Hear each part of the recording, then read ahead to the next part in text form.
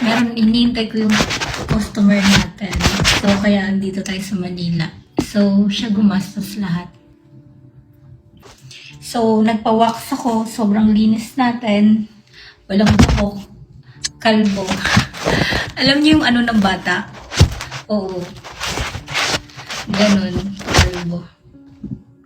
Magkano binayad niya? 30,000. So, hintayin natin siya. Pinag-usapan namin ano yung do's and don't. So, sabi ko, with condom, bawal sa puwet, and do what you want to me. Yun lang. Kahit anong gawin mo sa ipagawa mo, gagawin ko. So, sabi niya, kahit ilang round, kahit sampaling ko puwet mo, oh. So, sabi niya, hardcore daw siya. Okay. Nananakal daw siya. Sabi ko, okay lang sakalin mo ko. Huwag mo lang ako patayin. Baka mamaya, sa sobrang sakal mo, mapatay mo ako. Diba sa sobrang gigil, kasabang sinasakal niya ako. Diba, nakapatong siya sa akin. So, yung thumb niya, nililik ko yung thumb niya. So, habang sarap na, sabi niya, shit, sarap mo.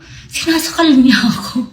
Tapos, yung sumobra na, sabi ko, babe, di na ako makinga. Oo. Magkano yung binayad niya ngayon? Yung customer ko ngayon, 30. Kaya nandito tayo sa Manila.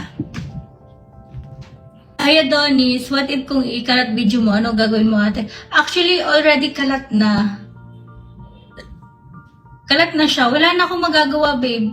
Kung yung way ko is nakakatulong sa pamilya ko, nakakatulong ako ng tao, nakakasurvive ako, it's fine. Diba? As long as madaming way para kumita.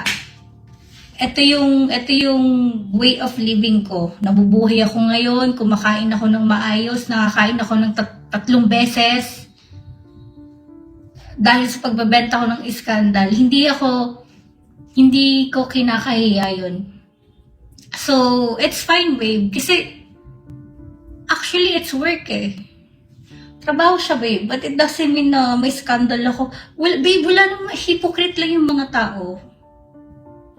Hypocrite lang yung tao. Ang pinagkaiba lang is lantaran ako. Lantaran ako, may scandal ako. Pero, lahat naman ng tao nakikipag-sex. Don't tell me hindi kayo nakikipag-sex, hindi kayo nakikipaghalikan. Diba? Walang pinagkaiba yun, babe. Ang pinagkaiba lang is manyak ako.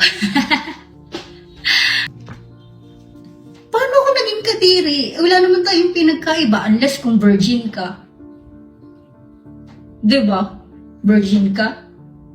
Nakikipag-sex ka sa lalaki? Parehas tayo ng ginagawa.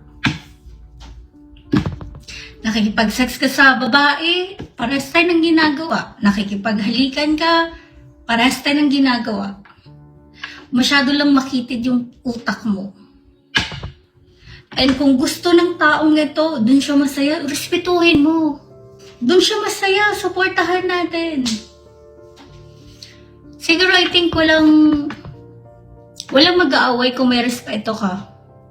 Hindi masyadong makitid yung utak mo eh. Kung i-judge mo or huhusgahan mo yung isang tao dahil sa ginagawa niya. Tanga ka, bobo ka. Ang dami niyang ginawa. Tapos ito lang, dito ka naka-base. Diba? Oo. Pansin nyo, halos lahat naman ng babae. Di ba mapapansin nyo lahat ng model pumapaton, magtataka kayo, ba't niya kaya sinagot yan? Kahit hindi gwapo, pero negosyante. O, di ba? Oo. Madalang na lang, real talk ha, madalang ka na lang makita ng babaeng hindi ina-after ang pera. Oo. Mapapansin nyo sa mga artista, diba? Sa mga model.